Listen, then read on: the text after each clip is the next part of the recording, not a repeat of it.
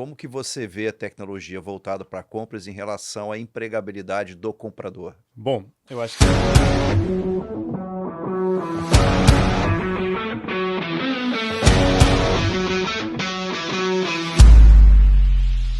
Olá, pessoal! Estamos de volta com mais um Negociação, o podcast que une compradores e vendedores em busca de bons negócios. Estou aqui com o André, meu parceiro. Tudo bem, André? Olá, Vidal, nós aqui de novo. Olá, vamos embora. Bora! E hoje, gente, a gente tem um convidado muito especial.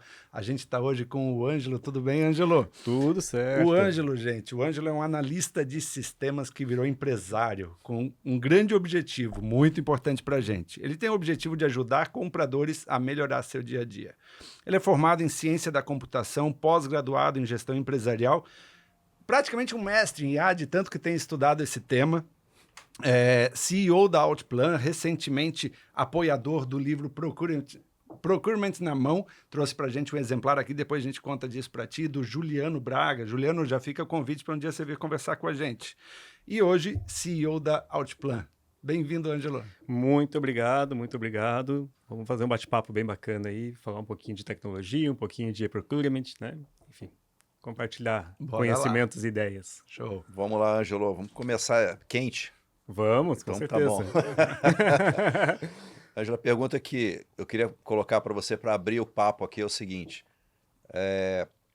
Muito tem se falado aí da tecnologia em geral, mas eu queria que você particularizasse para compras, né, que é o teu universo, que a tecnologia em geral possa ser um agente de desempregar uma massa de pessoas. Como que você vê a tecnologia voltada para compras em relação à empregabilidade do comprador? Bom, eu acho que esse tema é o tema da vez, né? Com IA, eu acho que não é só compras, todas as áreas estão com essa mesma dúvida, com essa mesma, né, incerteza, né, de como é que vai ser. Mas eu acredito que para compras, assim como para qualquer área, você não vai perder a sua função, o seu emprego para a inteligência artificial, né? Normalmente você vai perder para quem conhece a inteligência artificial mais do que você, né? Então, acho que a dica é não ter medo da tecnologia, mas saber utilizar a tecnologia, né? Então, um comprador, assim como várias outras funções, né? E próprio um médico clínico geral, por exemplo, hoje, se for olhar, a base dele é conhecimento, é diagnóstico, é análise e é interpretação, né? Uma IA, teoricamente, pode fazer isso, né? Ah, vão acabar os médicos? Imagino que não. Né? Agora, no compras é a mesma coisa, né? Tipo, vai acabar o comprador? Não, a figura do comprador precisa continuar existindo. Agora, o comprador que souber utilizar melhor essa onda de IA é o cara que vai se sobressair, né? Então, óbvio, né? Com a velocidade, o próprio Procurement hoje, né? A nossa ferramenta hoje, por exemplo, né? O Outbuy Center é um software de Procurement que ele automatiza a tarefa do comprador, ele reduz até 90% do trabalho operacional de um compras, né? Não é incomum um gestor perguntar, e aí, quantos eu posso demitir usando a tua ferramenta? Eu disse, nenhum, o ideal é tu contratar mais. Né? Mas por quê? Né? Porque se tu demitir o cara, né, tu vai ter o teu ganho vai ser o salário do cara, daí você vai deixar os que sobram sobrecarregados, né? E se você der uma ferramenta, der informações para esses caras que estão aí contigo, eles vão fazer saving e vão te dar um retorno muito maior, né? Então, essa análise eu acho que tem que ser feita, né, até por gestores ou coisa assim, mas é óbvio, né, que a facilidade da informação vai agilizar muito o trabalho, vai dar mais qualidade de informações, né? Então, vão ficar, com certeza, quem estiver mais preparado, né? Então, mas não é para compras, é para acho que qualquer área mesmo, né? Eu acho que hoje em dia a IA vem para ajudar, mas ela vai dar uma sacudida no mercado, né? Bacana, eu adorei essa frase, até anotei aqui, né? Você não vai perder seu emprego para IA, mas para quem conhece mais a IA do que você. Isso é muito interessante, mas pensando aí no dia a dia do comprador, né? Então, beleza, né? O Outbuy Center tira até 90% do operacional, eu adoro isso, né? Porque quando a gente fala, né, e faz trabalhos aí em empresas, em compras, eu até brinco que às vezes você tem o comprador que eu não sei como é que não chega no final do dia com o dedo sangrando de tanto digitar a ordem de compra, né? Fora o Word que tem por dentro, né? Isso, exatamente, né? E o quanto você acredita que eu acho que tem que ter um equilíbrio, beleza, ele precisa conhecer a tecnologia para saber como usar ela a favor dele. Certo. Mas com essa liberação de tempo, não é exatamente este conhecimento sobre a IA que ele vai utilizar para fazer o trabalho dele, porque ele precisa ser mais estratégico. Então, como que fica esse equilíbrio e o que ele precisa trazer de conhecimento, além da IA, para executar o trabalho dele agora com mais tempo estratégico e não tanto operacional, né? Eu acho que assim, né, o compras, o departamento de compras de uma empresa, ele teve evolução significativa nos últimos anos, né? Mas por muito tempo foi puramente operacional, não sabia, né? Basicamente tirava pedido, atendia e aquela correria, né? O comprador hoje, o gestor de compras, para que ele consiga utilizar essa informação e o tempo de uma forma positiva, ele tem que estar muito alinhado com a estratégia da empresa, com o produto lá na frente, para que ele possa explorar mercado, conhecer fornecedores, conhecer novas formas de fazer, né? Então, assim, eu acredito, né, que o tempo que sobra, ele tem que ser alinhado com a estratégia, com a política interna da empresa. Então, por exemplo, minha empresa é uma indústria. Comprar é pedir desconto, é encontrar o melhor fornecedor. Faça essa caneta, o melhor fornecedor do tubinho da caneta aqui, é o mais barato. Isso é comprar? Eu acho que não, né? Talvez isso vai te dar um desconto, mas isso é limitado. Chega um ponto que não tem mais o que tirar dali. Agora, se eu pegar lá, sentar lá com a minha engenharia, sentar com quem for, e aí, que opções que a gente tem? Se a gente mudasse esse tubinho aqui, em vez de fazer assim, fazer de papel, ou de fazer de metal, fazer de sei lá do que, né? Vamos procurar alternativas? Vamos ver outra forma de fazer essa caneta de uma forma mais eficiente? Isso é um trabalho que o Compras pode ajudar e pode ajudar muito. Tem uma questão de engenharia, claro, acho que boa parte disso é engenharia, sim, né? Mas assim, podem trabalhar em conjunto, em paralelo, né? E buscar alternativas, né? Eu acho que isso é um ponto que pode fazer muita diferença, né? Em utilizar melhor a informação e utilizar melhor o tempo, né? Porque, cara, para analisar propostas, para ver qual que é o fornecedor mais barato, isso está muito fácil, né? Hoje qualquer IA pega lá 50, 100, 200 propostas e ela vai te dar as melhores opções. Beleza, agora a IA não conhece a tua empresa, né? A IA não conhece o teu produto, né? Eu acho que esse pode ser um caminho interessante, né? Ô, Ângelo, vou fazer uma pergunta. Você falou uma estatística logo no início, falou 90%, eu guardei esse número, tá, de redução e tal. Para quem não tem... Guardou duvidando ou guardou empolgado? Não, eu guardei empolgado. Até porque, vamos lá, né? A gente tem uma estrada longa, né? A gente já ouviu muita promessa de redução, de percentuais incríveis, né? Então a gente fica meio escolado com relação a esses números. E a pergunta vai justamente nesse caminho, né? Do desafio. Um cara que não tem hoje nada, e tem algumas empresas que não tem mesmo. A gente estava até falando aqui antes de começar do cara do Excel. Qual o argumento que ele tem que usar, na tua opinião, para convencer a empresa a ter uma plataforma que tem essa tecnologia embarcada de inteligência artificial para habilitar todas essas features, mas na linha de pragmatismo? Cara, o que eu ganho em tendo um e-procurement com uma IA embarcada em todas as etapas do meu P2P, desde da abertura da requisição até o fechamento do pedido, colocação do pedido lá junto ao meu RP. Qual o argumento, com números, que ele poderia estar colocando, explorando, para vender internamente a utilização do e-procurement? Eu acho que assim, só tem um número que convence um diretor, né? Convence um CEO de uma empresa, que é quanto que vai sobrar, né? Quanto que eu vou ganhar com isso, né? Eu acho que é o único número, né? Hoje, não vou convencer dizendo assim, cara, eu preciso de uma ferramenta porque eu preciso reduzir meu operacional. Que vai dizer, tá, beleza, né? Você tá aí para isso, né? Se tu tá atendendo, tá tudo certo, né? Teu salário é o mesmo. Teu salário é exatamente, né? Tô se ferrando, trabalhando das 8 da manhã às 10 da noite, ou, né? Tá tudo na mesma, né? Então, assim, a questão é número, né? Então, eu sempre falo, eu brinco com os meus compradores, às vezes você tá numa prospecção e o cara não... Ele acha o software caro, ele acha, cara, não posso gastar nisso, minha diretoria não vai aprovar, isso, cara... Né? O cara sabe muito bem, pediu desconto, ele sabe, mas ele não consegue, muitas vezes, assim, negociar ou defender uma necessidade dele e mostrar esse retorno, né?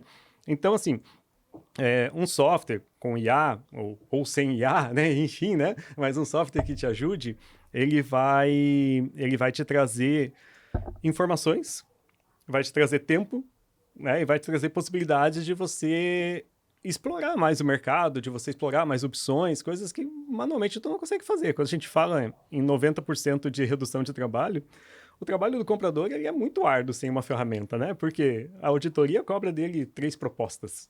Né? Para 3 propostas precisa 3 fornecedores. O solicitante abre 50, 100, 200 requisições.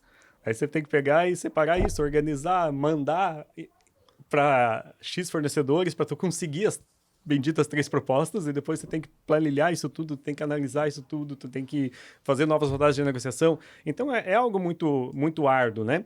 Isso faz com que tu faça o básico. É 3 propostas que precisa, 3 propostas que vai ter, né? Algumas negociações você até vai buscar alguma coisa um pouco maior. Mas para algumas, para aquelas que o comprador se sensibiliza e diz, não, isso daqui é algo realmente importante. A maioria vai ficar por ali, né? Então, esse tipo de tarefa, né, ela não precisa ser feita, né? Com o IA, então, menos ainda, né? Com RPAs, com IAs, né? Então, assim, esse é um ponto também, né? Muita gente fala de IA, mas a RPA já é mais do que suficiente para resolver tua vida, né? Porque a IA, basicamente, ela vai te ajudar a fazer análises. Agora, trazer informações, o próprio RPA já faz isso, né? Então, hoje você consegue, né? Estou falando da minha ferramenta, né? Não conheço muito, não vou dizer que todo mundo faz isso, né? Mas hoje tu consegue, de todo o processo de compras, de toda a cadeia, de receber uma requisição até entregar um pedido, tu consegue fazer uma ação, que é escolher o fornecedor. É isso que eu quero, né? A IA pode fazer isso? Pode, né? A gente já tem como fazer essas análises, a gente já tem como dizer pro cara, isso aqui é o ideal, vai nesse caminho. A IA poderia clicar? Poderia, né? Acho que ainda não faz sentido, né? Acho que ainda... Tem que ganhar corpo, maturidade. Tem que ganhar maturidade para isso, né? Eu acho que, assim, esse contato ainda precisa ter, né? Então, assim, não clica, não é por questão técnica, é por questão de, poxa, eu acho que ainda... Maturidade e isso, confiança, né? Do processo. Né? Exatamente, né? E o resultado disso né? Claro, é o óbvio, né? Mas, assim, com mais visão de mercado, com mais informações, com históricos, com análises, obviamente eu vou ter uma decisão melhor. E eu tendo uma decisão melhor, eu vou ter o meu sonhado save lá, no meu relatório de save bonito, que vai me ajudar a pedir aumento no final do ano, deixar o gestor feliz. Mas assim, eu vou ter compras mais eficientes. Agora, voltando ao que a gente falou há pouco. Isso já é a ponta, né? Quer dizer, eu estou lutando por desconto. E lutar por desconto só... Não, né? Tu tem que se preparar com a estratégia antes, né? Eu sempre falo que a diferença entre barganhar e negociar. Exato. Né? Barganhar não consegue aí 5%, né? Exatamente. Eu achei muito interessante, Ângelo, que você falou. O André falou, né, que a gente tem aí já ele cabelos brancos e eu barba branca, né? Então a gente já ouviu muita apresentação. Bom, vocês têm cabelo, pelo menos, né? Isso. Tá disfarçado. A gente já ouviu muita apresentação de software, sistema, estratégia ou até consultorias, né?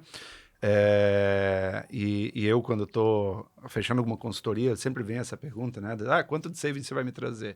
E esses softwares apresentam, você implementa nosso software e você vai ter 20% de redução de custo, não sei o quê. Isso eu não prometo nunca. Pois eu achei muito legal o que você falou. Cara, eu vou reduzir até 90% do seu operacional. Isso vai me trazer saving? Cara, quem vai trazer saving é a tua equipe. Exato. Entendeu? Exatamente. Se o cara pegar tudo isso que eu falei que eu vou dar para ele, que é informação, menos operacional, gestão de categorias, indicadores e tal, e ele não fizer nada com isso, ele continuar atuando do jeito que ele está, você vai continuar tendo os mesmos resultados, né? A definição de loucura do Einstein, né? De querer resultados diferentes fazendo as mesmas coisas, né? Então, isso já eu acho que, algo muito bacana. Cara, eu entrego automação, eu entrego inteligência de informações, né? Então, você dá na mão do comprador o que ele precisa para fazer um bom trabalho. E aí responde a primeira pergunta, né? Vai substituir o comprador? Não vai, né? Não vai. Agora, pode ser que filtre, né? Pode ser que alguns compradores que não estejam antenados, né? Pode ser que esses caras não façam mais sentido para a empresa, porque daí se o cara só faz operacional e o operacional não precisa mais ser feito, né? Legal. Mas é isso mesmo, Vidal. É a questão de o que fazer com a informação eu acho que é o grande ponto, né? E esse grande ponto não é o compras também que tem que decidir, mas ele tem que estar alinhado. né? Eu acho que, assim, tudo é objetivo, né? Então, o que a minha empresa é, o que a minha empresa faz, o que a gente precisa buscar, e é isso, né? O Ângelo, até antes de você fazer a tua pergunta, Vidal, só para colocar mais um ponto nessa discussão, a área de vendas, o profissional de vendas, ele tem que prometer um resultado, né? Aquele forecast de vendas, isso é parte do job do vendedor. Sim. E aí ele coloca, logicamente, a pele dele em risco, porque ele está prometendo uma coisa que ele vai correr atrás, né? E aí, lógico, quanto mais informação você tiver, mais assertiva é aquela promessa, né? Eu acredito que o comprador, respondendo a pergunta que eu te fiz, se eu fizesse para mim mesmo, né? Para ele defender uma implantação de uma tecnologia, ele também tem que colocar a pele dele em risco, Mostrar, prometendo alguma coisa. Lógico, Certo. em cima disso tudo. Tipo, eu conheço a minha matriz de compras, eu conheço meus fornecedores, eu sei que eu compro, conheço minhas categorias. Se eu tiver mais informação, eu consigo trazer novos fornecedores, eu consigo trazer inovação, eu consigo trazer coisas que hoje a gente não consegue varrer com análise completa. E acho que consigo multiplicar meu saving trazendo Em X%. um acréscimo de X% sobre o Isso. saving que eu já entrego. Perfeito. Alguma coisa tem que ser colocada na pele, né? Que a gente chama de skin in the game, né? Tem que, exatamente. Para né? justamente viabilizar isso, E né? isso, até, desculpa, pegando o gancho do que o Vidal falou e do que tu falou, né? Quantos por cento eu consigo economizar, né? E é o que mais perguntam, né? Numa apresentação comercial. Tem que dizer para minha diretoria, né? Quantos por cento eu preciso economizar? Eu disse, cara, se eu te disser isso, eu vou estar mentindo para você, né? Então eu vou estar te enganando. E essa questão da pele, eu falo muito isso também. E eu vou estar botando teu emprego talvez em risco, né? Porque eu vou te dizer que vai ser 30%, você não vai conseguir 30% e você vai, né? Tu vai ser cobrado por isso, né? Então eu tenho a responsabilidade de nunca colocar um percentual. E olha, e o pessoal insiste, né? O que eu digo? Você tem que falar o que a tua solução entrega e ele vai fazer essa leitura. Perfeito. O que eu digo, assim, né, para chegar nesse número, né, que é um número difícil de chegar, né? Eu disse, cara, divide lá a tua carteira, né? Então tu pega lá teus itens A, tu pega teus itens B e teus itens C, beleza. O C esquece. Imagino que o C não vai fazer diferença na tua vida, né? O A esquece também, porque eu imagino que o A você já se dedique para comprar o A melhor, para cotar melhor. Aqui no B, que tá o ganho?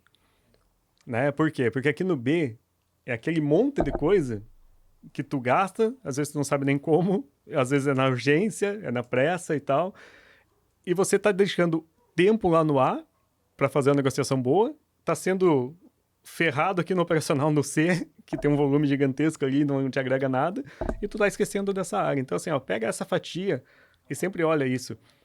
O que dentro da minha carteira eu não estou conseguindo me dedicar como deveria para fazer a negociação.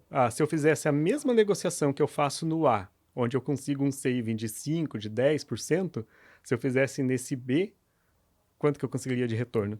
Esse número ele é absurdo. É absurdo. Assim, é um número que, falando de investimento numa ferramenta, ele se paga em dias. Às vezes não é nem meses.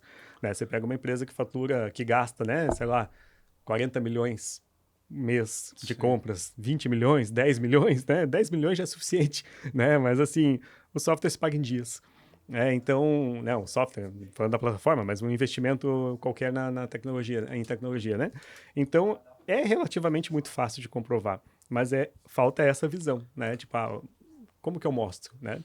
Eu teria ainda duas contribuições. Tu falou do cara conhecer o que ele compra muito bem para poder fazer essa defesa, mas o que eu tenho visto é que o que ele precisa conhecer é o que ele não compra. É tudo aquilo que as áreas, e daí eu estou falando de estruturas menores, né, do cara do Excel, o que as áreas compram sem envolvimento do compras. Sim. Né? E aí quando você fala da curva A, Ângelo, talvez na curva A ele não consegue 5%, 10%. Porque ele está falando de uma matriz de embalagens, de commodities, que ele já vem lutando há bastante tempo. Então, às vezes, você segurar um reajuste já é um ganho, né? E esse B e todas essas compras que ele não participa é o mato alto. É o mato alto, numa primeira atuação. Então, com a ferramenta, você consegue descobrir aquilo que existe, você nem sabe que existe ainda, porque você não atuou. Eu não fui ainda, não me envolvi na contratação de benefícios, de marketing, em algumas coisas de manutenção, né? E quando você pega, você vê um mato alto, que você consegue savings maiores do que esses que você consegue percentualmente, maiores do que esses que você consegue na curva A. Sim. Né? Então, com certeza, te traz um ganho. Com menos negociações Isso. e com mais resultado, né? Tem 2 mato alto aí na empresa, tá? Que eu gosto muito de apurar isso, eu gosto bastante de números, assim, de olhar relatórios e tal, né? E eu sou bem curioso em relação a isso. Então, sempre que eu estou apresentando para algum cliente o sistema, eu gosto de mostrar um relatório que a gente tem lá, que ele analisa primeiro a curva ABC, só que assim, não é a curva ABC os itens que eu mais compro, né? É uma curva ABC por faixa de valor. Sabe? O que esse negócio me dá, né? Eu tenho lá 5 faixas de valor, então eu tenho meus itens lá até R$500. Baratinho, né? A caneta, a xícara, o negócio e tal. É quase que uma regra. Já rodei isso em várias bases, em vários clientes, assim, sempre que eu tô com algum cliente falando, vamos ver o relatório, né? Então, assim, é quase que uma regra. 50%, 60% do teu time tá focado nessas compras. Então, o que eu pego assim, quantas solicitações de compras tem de itens até R$500? 50%, 60% são itens até R$500. Aí eu inverto essa visualização. Quanto que isso representa em cima do spend total da empresa? Dificilmente passa de 5%, a maioria é 2%, 3%. O que isso significa? Primeiro, mato alto. Metade da minha equipe está focada em nada. Porque se eu comprar muito bem, ou se eu comprar muito mal esses 2 itens, eu vou ter um aumento lá de 1 ou 2% no meu spend. Se eu reduzir daquele item lá de cima, lá de acima de R$100 mil, por exemplo, R$50 mil, sei lá, né?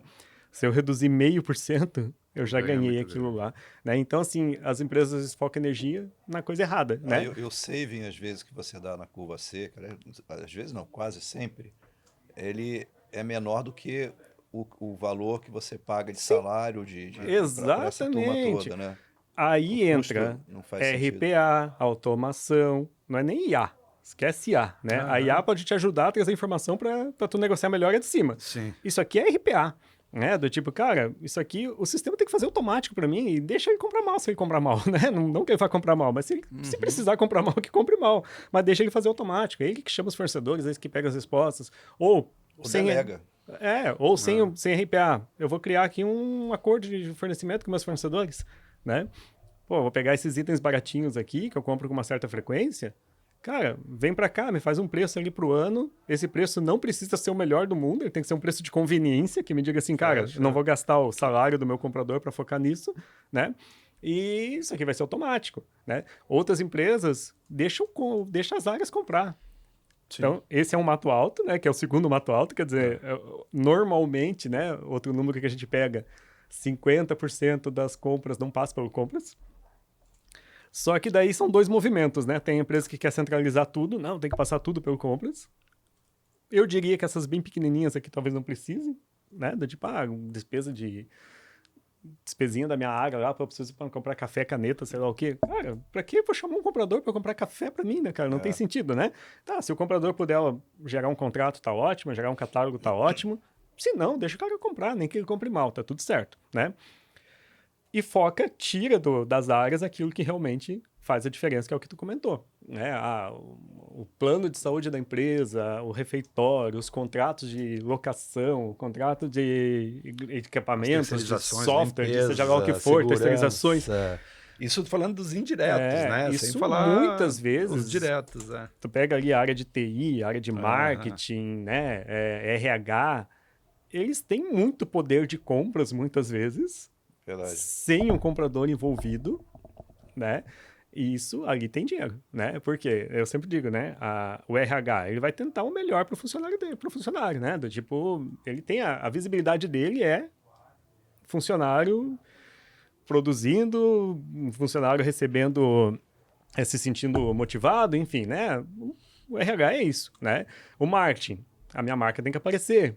O vendas, né? Pô, eu preciso ter as melhores plataformas, contratar meu produto, eu preciso ter carro para chegar lá no cliente, essa é a visão deles.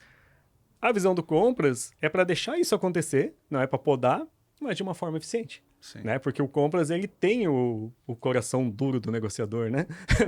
Eu sei porque eu lido com essa gente. Não, Né? e é uma visão de fora, né? Exatamente, não tem emoção. Sem emoção, exatamente. E a área tem emoção, né? O compras não tem, o compras é pé no chão. Ele vai dizer, cara, é com esse cara que tu quer fechar? Legal, nós vamos fechar com esse cara. Mas numa condição que faça sentido para a empresa, né? Por aí. Você trouxe um ponto que converge com uma entrevistada nossa, que é a Silene Bin, que esteve aqui também, que ela disse o seguinte: existem muitas empresas, e às vezes até empresas grandes, que compra se limita a fazer 3 cotações e um pedido. Sim. E a visão dela converge com o que você disse, que a tecnologia, RPAs, IAs, etc., não necessariamente vão desempregar, mas para uma grande quantidade de empresas, na verdade, vão habilitar as áreas de compras a fazer mais com o que elas têm em casa hoje. Ou seja, que elas estão subdimensionadas para o volume de compras que elas atuam. E por isso sempre ficam estão limitadas a 3 cotações e um pedido. Sim. Né? E ainda nos itens de curva C. Aquele grande foco que a gente falou sobre a pergunta dos gestores, né? Com uma ferramenta, quantas pessoas eu diminuo? Eu disse, cara, teus caras estão todos folgados? Não, tá todo mundo pelo pescoço. Então, beleza, então deixa eles trabalhar folgados, eles vão render muito mais. Né? Tipo, dá ferramenta para que eles, né, trabalhem de uma forma mais tranquila e eles vão produzir muito mais do que se eles não estivessem ali, né? Então não adianta tu ter... vou trocar todo mundo, reduz 90%, tem um time de 10 compradores, vou deixar só um. Cara, não vai ser eficiente, né? Sim. Não vai ser eficiente de forma nenhuma, né? Então não tem como fazer isso, né? Eu acho que até historicamente, assim, eu vejo muito mais o movimento ao contrário, né? Quem compra a nossa plataforma, às vezes aumenta o compras. É bem comum isso acontecer. Por essa visibilidade, né? De você ter, cara, eu consigo enxergar a minha empresa agora e eu consigo ver onde eu posso atuar. E para atuar eu vou precisar de pessoas, né? Eu tenho tecnologia? Tenho, mas eu vou precisar de pessoas, né? Então, só que eu vou ter um compras forte. Eu não gosto da palavra empoderamento, né? Porque, né? Enfim, se usa para... Tá batido. Tá batido, né? Mas, assim, é isso. É dar poder pro teu compras, né? Eu digo sempre, talvez né? Responsabilidade. Poder, né? cara, porque assim, ó, responsabilidade sim, né? Mas o poder no sentido de o compras poder, ele dever participar de decisões. Sim. Né? Do tipo, sei lá, quero mudar meu produto aqui, né? Eu faço uma caneta de papel, quero fazer de plástico, mas plástico daí tem a ver com petróleo. Pô, quem é o cara mais certo para saber que o petróleo de repente tá numa alta, que tá acabando, tá difícil de comprar? É o comprador, às vezes o cara da engenharia não sabe. Né? Então, acho que ter esse tipo de envolvimento do compras, né? Quer dizer, o compras conseguir dizer assim, cara, eu tô aqui, eu sou importante. A gente sempre fala que o comercial, se ele pedir um avião, ele ganha um avião. Porque ele vai prometer números, ele vai prometer resultado. Uma das perguntas que eu vou te fazer, mas depois envolve isso, da questão do comercial, né? Sim. Mas eu vou deixar mais para frente, né? Deixa o Vidal fazer a dele. Não fiz até agora, tá boa a conversa, né? Não tá só pergunta e resposta, gostei. Deixa eu falar, a gente vai... Vai embora, né? Tem assunto, temos para muitos dias. Mas uma pergunta que eu queria fazer nessa parte de automação, de RPA, que eu tenho visto muito em empresas que eu atendo, é uma falta de confiança no processo de automação, né? Então, um dos clientes lá atrás que eu atendia, o Compras era a única empresa que não estava dentro... O cara com um baita RP na empresa, mas o Compras ainda era no papelzinho, né? E o gestor de compras, ele assinava todas as notas fiscais. Que legal. Né? Então, para ser paga, tinha que ter a assinatura do gestor de compras e também do CEO, tá? Provavelmente a família tinha uma fábrica de caneta, né? Principal fornecedor. E aí a gente levou, né, nos primeiros meses de consultoria, a gente levou tudo para dentro do RP, colocamos aprovação, então 100% dos pedidos com aprovação, e aí eu mostrei para ambos, né? Então, agora não vai entrar uma nota fiscal se não tiver um pedido de compra, que você aprovou antes. Mesmo sendo uma regularização, né, algo que o compras não foi envolvido, a nota não vai entrar se não tiver ali o pedido de compra aprovado por você. O presidente, naquele momento, já... Não, beleza, não assino mais. O gestor de compras, ele falou assim, Vidal, posso continuar assinando? Eu falei, cara, pode, né? Você que está aqui no dia a dia, mas não precisa.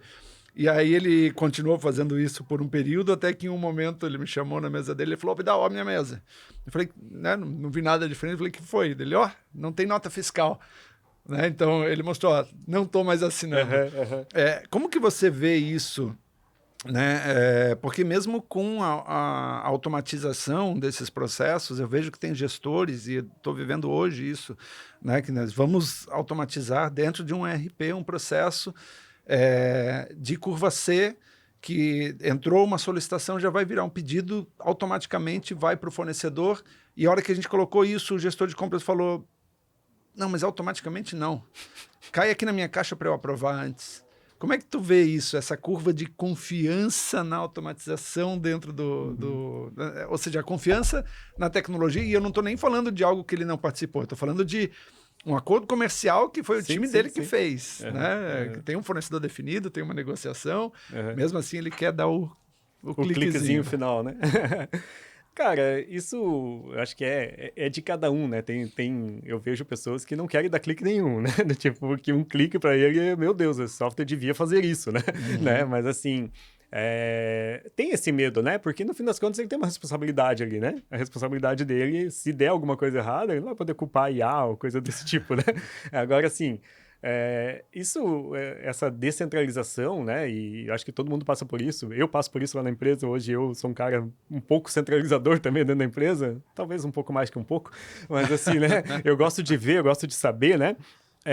E aí tu deixa de precisar ver e saber quando você gera uma confiança, seja na equipe, seja nos dados ou coisa assim, né?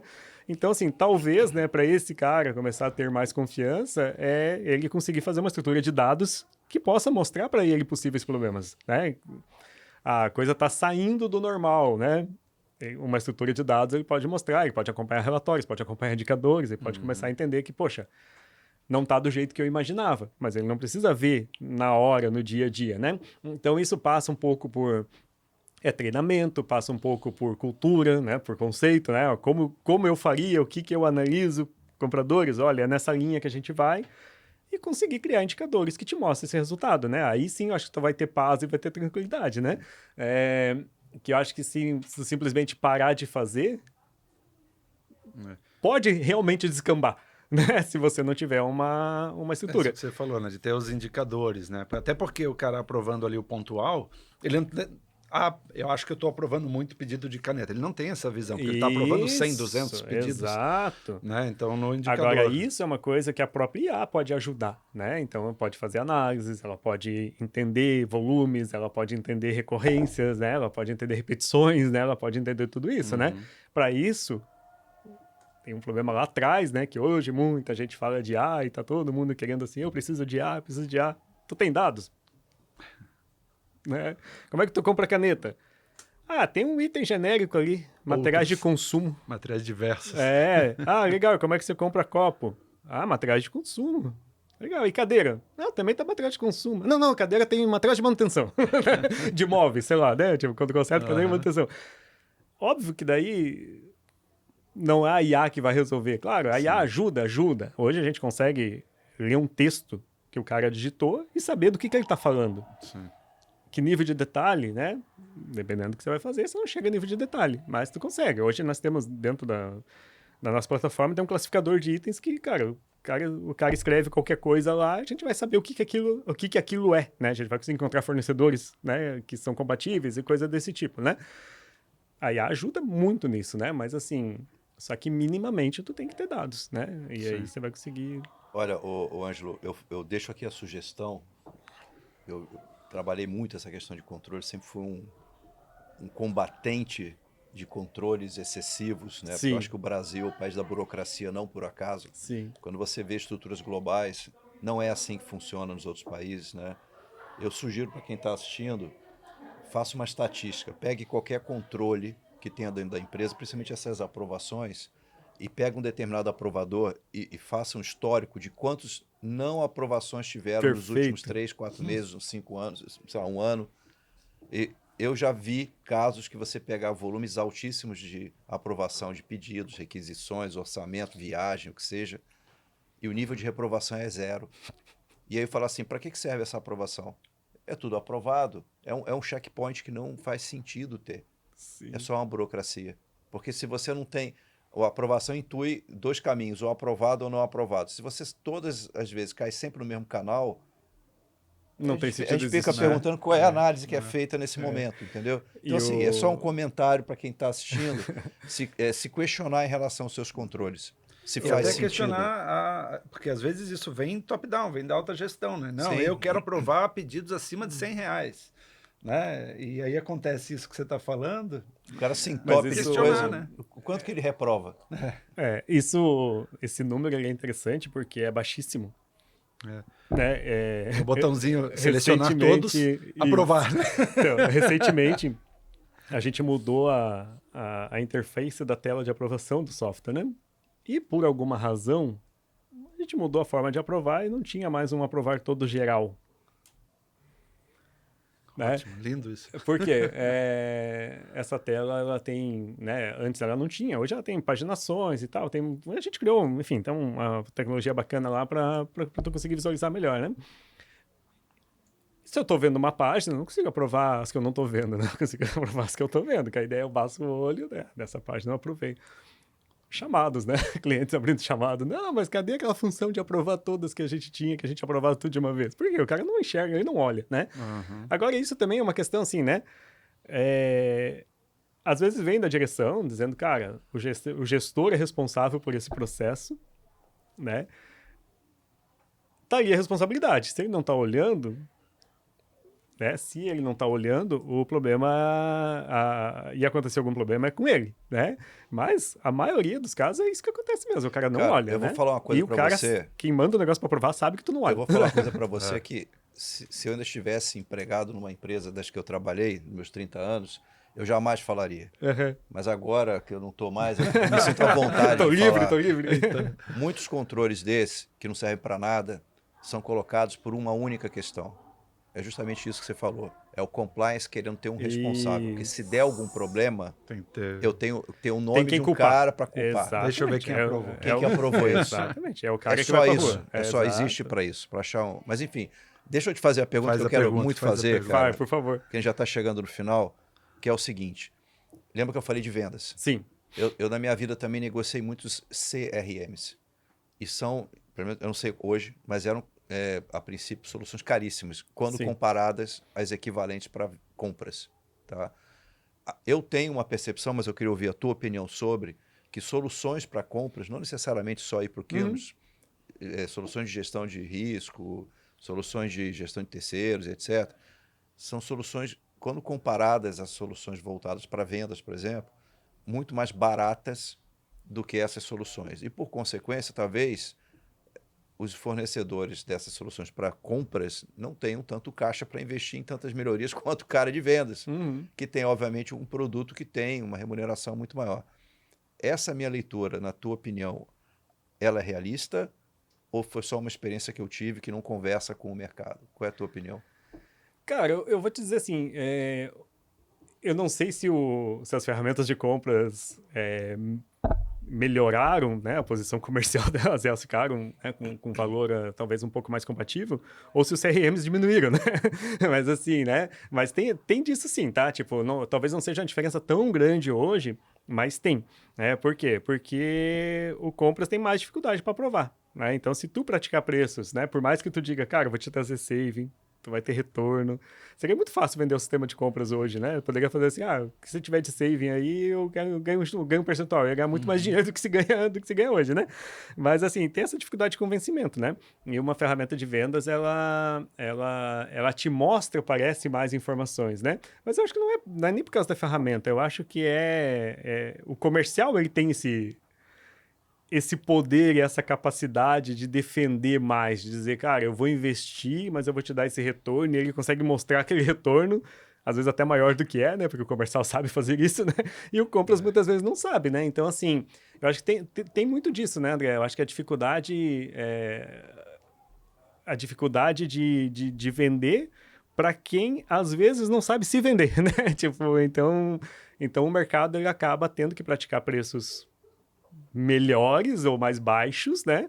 porque senão o cara não consegue convencer e você não vende para ninguém, né? Então, acho que faz bastante sentido, assim, a tua análise. Acho que não é mais uma diferença tão discrepante, talvez, né? Mas existe sim, tá? A gente percebe isso, né? Facilidade de convencimento, tudo, né, cara? Eu sempre digo assim, eu queria fazer algo para vender para o marketing, né? Que é só dizer que é bonitinho que eles compram. Mas assim, né? E o comprador não. O comprador, ele tá olhando custos, ele tá sendo cobrado por custos e ele se sente envergonhado, talvez, de dizer que ele tá comprando algo que tá gastando para a empresa, Mas, porque... mas isso atrapalha a evolução dessas soluções? Você ter Com certeza. um pricing point menor, vamos dizer assim? Com certeza, né? É isso que tu falou, né? A questão de... se tu trabalha com valores que te dão caixa e te dão capacidade de investir mais em tecnologia, tu entrega mais retorno, né? Hoje, claro, a gente tem a nossa estratégia, a estratégia da Outplan, como eu sou um cara que eu vim de tecnologia, né? Sou um ex-analista de sistemas, né? Hoje eu não faço mais isso, mas enfim, né? Faz bastante tempo que eu não faço mais isso. Mas a minha visão de software é uma visão muito técnica, muito de eficiência, de gerar soluções, né? Eu consigo enxergar para algo e transformar isso numa solução de software. Eu tenho essa visão, assim. Então, a gente... Hoje, claro, né? Não estou mais na frente, né? Mas, enfim, isso existe. Então, a nossa estratégia para manter o software atualizado, para estar surfando a onda do momento ali de tecnologia, enfim, né? A nossa estratégia está próximo do cliente. Então, hoje a Outplan é uma empresa que tem um P&D, por exemplo. Tem uma pessoa lá pensando em produto. Quem pensa em produto é o meu cliente, né? Então, hoje a gente criou uma estratégia de trabalho que a gente conta com isso, né? Então, a nossa ferramenta cresce pra caramba, ela tem uma versão nova a cada mês. Que tem de novidade no mercado acaba vindo, porque o cliente abre demandas, né? E ele, cara, eu vi lá, fui num treinamento lá X e eu vi que o cara falou de tal coisa. Como é que a gente faz aqui na tua ferramenta? Ah, não dá para fazer? Vamos fazer junto? Vamos fazer junto, né? Então a gente busca fazer isso, né? Então isso, claro, reduz a necessidade de investimento em coisas novas, porque a gente compartilha esse custo, né? E a gente consegue trazer isso... Eu vou quebrar esse microfone daqui a pouco. A gente consegue trazer isso para a ferramenta de uma forma, de uma evolução constante e bacana, né? Então, assim, são artifícios. Óbvio, né? Se eu praticasse hoje o dobro do valor que eu pratico, óbvio que a situação seria muito mais interessante. Eu poderia, além disso, ainda entregar muito mais, né? E isso é normal, né? Mas, assim... Mas talvez você não tivesse tantos clientes e tantos feedbacks como você tem hoje. Com certeza. Né? Eu acho que assim, eu jamais, eu sempre digo assim, né? Por mais que eu cresça, eu não quero nunca perder essa essência, né? De estar junto, de estar do lado, de compartilhar ideias, né? Então, sei lá, reforma tributária, né? Tem empresas que, desde o ano passado, estão prontas para a reforma tributária. Empresas que fazem soluções. Eu disse, cara, como se nem a reforma tributária está pronta? Eu fico pensando, né? A gente passou o ano se reunindo com clientes e definindo como é que vocês estão vendo aí, como é que tá isso, como é que vão fazer. Olha, a gente está pensando em fazer assim na ferramenta, o cronograma vai ser esse, tá legal, tal. A gente é assim, é participativo, né? É colaborativo, né? Isso acho que faz bastante diferença, né? Mas é uma estratégia para conseguir trabalhar com uma ideia de custo inferior, né? De valor inferior, né? Mas... Beleza. Ângelo, a gente está chegando no final. Há quantos anos existe a Outplan mesmo? A Outplan existe há 28, 29 anos. 29 anos. O ano que vem a gente faz 30 anos. Vamos ter legal. um evento bacana de 30 anos aí, olha né? Só que massa. E... Vamos comemorar com a gente no Jornada lá. Isso, vamos sim, show de bola. Legal. Eu tive o primeiro contato com vocês há muitos anos, né? Eu diria quase 15, pelas minhas contas, né? Que foi lá... por aí. Né? E lá eu vi um potencial muito bacana da tua ferramenta, né? Tanto que a gente chegou a fazer uma aposta aí, né? Sim. Lá atrás. E quando a gente ficou um tempo sem se encontrar, né? E quando eu te reencontrei aí, fui reconhecer, na verdade, o Out Buy Center, porque ele estava completamente diferente, eu vi o quanto ele evoluiu, né? A gente está no finalzinho agora do podcast, então só queria aproveitar para contar um pouquinho dessa jornada, né? E para você aproveitar e contar um pouquinho para a gente do Out Buy Center, antes da gente encerrar. Bacana, show de bola. Bom, o Out Buy Center, acho que ele foi um acontecimento, né? Não foi algo que a Outplan planejou lá no início, né? A empresa tem 29 anos, começou fazendo websites, que era a onda da internet no momento. A internet começando no Brasil, a empresa começou dessa forma. E rapidamente a gente se voltou para produtos. Então a gente começou a oferecer para o mercado soluções dos mais variados nichos, né? Então a gente tinha na época, né? A gente chamava de pacote Out-Commerce, né? Que era um projeto de ideias, né? A gente tinha o Out Buy Center de compras, tinha o Out B2B, que era um CRM de vendas, né? Um software de vendas. Tinha Out Reseller, que era só para representações comerciais, B2C, intranet e tal. Então a gente criou esse contexto assim, né? De várias soluções até para todas as áreas das empresas, né? E por demanda a gente ia buscando clientes para isso, né? A Intelbras apostou na gente em 1999, né? E eles estavam com problemas que hoje empresas ainda têm, né? Olha, meu comprador trabalha muito no operacional, eu recebo as coisas aqui, eu tenho que cotar, né? Então eles estavam com esse problema em 99, já estavam indignados com aquilo. Eu disse, cara, a gente tem uma ideia aqui e tal, nós sentamos e até o Fernando, que era da Intelbras nessa época, nesse livro, ele escreveu um case dele ali, contando a história dele e a história dele com o Procurement também, né? Ah, que bacana. E parceiro até hoje. E ali a gente construiu o Out Buy Center, mas continuou fazendo um pouco de cada coisa, né? E lá por 2012, eu acho, 2010, 2012, a gente entendeu que, cara, isso aqui é o produto, isso aqui é o que a gente sabe fazer. A gente já tinha nessa época 5 ou 6 clientes, mas era o produto que a gente mais tinha cliente na época, porque a gente fazia um pouco de tudo, né? A gente entendeu que, cara, isso daqui é o que a gente quer fazer. Né? Então, a gente começou a focar energias nisso, né? Então, hoje a empresa, né, desde essa época, né, a empresa se voltou só para soluções de compras. Então, hoje, tudo que a gente faz é focado em compras, né? O Out Buy Center é um software que, além do e-procurement tradicional, né, ele se conecta com várias áreas da empresa, né? Então, ele consegue fazer uma almoxarifada, a questão de estoque, de requisições, né? Ressuprimentos. Ele consegue fazer gestão de contratos, parte jurídica de contrato, parte operacional, né? Tem uma parte de gestão de projetos, né? De orçamento de projetos. Orçamento de OPEX e de CAPEX, né? Então, projetos de CAPEX é bem interessante também. Nossa, é um software muito utilizado, assim, que ele te dá uma visão financeira do projeto bacana, controles e tudo mais, né? Tem várias ferramentas, várias funcionalidades, homologação de fornecedores, cadastro de fornecedor, né? Enfim, né? Ele é um software que hoje é uma solução completa para gestão de compras e seus arredores ali, né? Inclusive esses processos de regularização, né? Que é o calcanhar de Aquiles de muitas empresas, né? Tudo tu organiza pelo sistema, o comprador não bota a mão em nada, tem relatórios, informações, então uma ferramenta legal. Legal. Bem, não sei por que eu não uso ela na empresa, que ela é tão boa.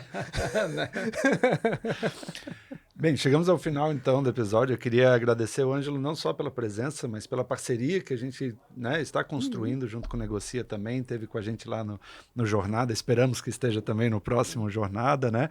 Aliás, aproveitar e falar aqui, a gente já tem data, né? Então, o Jornada em Compras 2026 será no dia 21 de maio. Né, antecipamos, esse ano, aliás, o pessoal reclamou que tinha chopp, mas estava muito frio. Então, vamos trazer isso para maio, né? Já que estamos lá na cidade. Que vai estar quente em maio, se a gente está em novembro e está com frio. Então, essa é a minha expectativa, é que o calor também se propague um pouco mais, assim como o frio está se propagando, né? Então, dia 21 de maio, em Blumenau, já fica o convite para vocês, gente.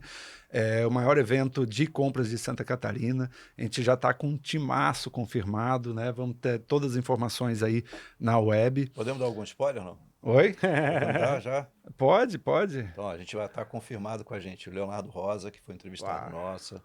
O professor David Carvalho vai estar com a gente também. A gente vai ter Intelbras com a gente. Você falou da Intelbras, eles vão estar lá, confirmaram também. O Angeloni também vai estar lá com a gente. Pessoal de compras, então... Legal, time de peso, que bom. Beleza? Beleza. Muito obrigado, Ângelo. Obrigado, André, pela presença. Vidal. Alguma consideração final? Não, acho que não, né? Já tá tudo... Já foi bastante papo, né? Acho que a consideração final é só... Acho que nunca deixe de evoluir e nunca deixe de olhar para o teu compras como algo estratégico, né? Eu acho que isso é bem importante, né? Então, isso serve para qualquer carreira. Mas eu acho que a carreira de compras, eu acho que tá numa fase, num momento que ela está começando a ser, está começando não, né? Já está sendo vista, né? Então aproveita esse momento mesmo, e se você é comprador, se você é gestor, corre atrás de tecnologia, corre atrás de informação e é isso. Acho que se informe, né, para que você consiga entregar mais, entregar melhor e ser mais ouvido, né? Acho que principalmente isso. Legal. Maravilha. Então tá bom, vamos fechar então. Fechado? Obrigado Muito aí por estar com obrigado, a gente. O contato da Outplan vai estar na descrição aqui abaixo do vídeo. Também o nosso contato do Negocia, quer estar aqui com a gente, entre em contato com a gente, vai ser um prazer recebê-lo. Muito obrigado, gente. Valeu. Um abraço a todos. Um abraço. Até mais. Tchau, tchau. Até a próxima.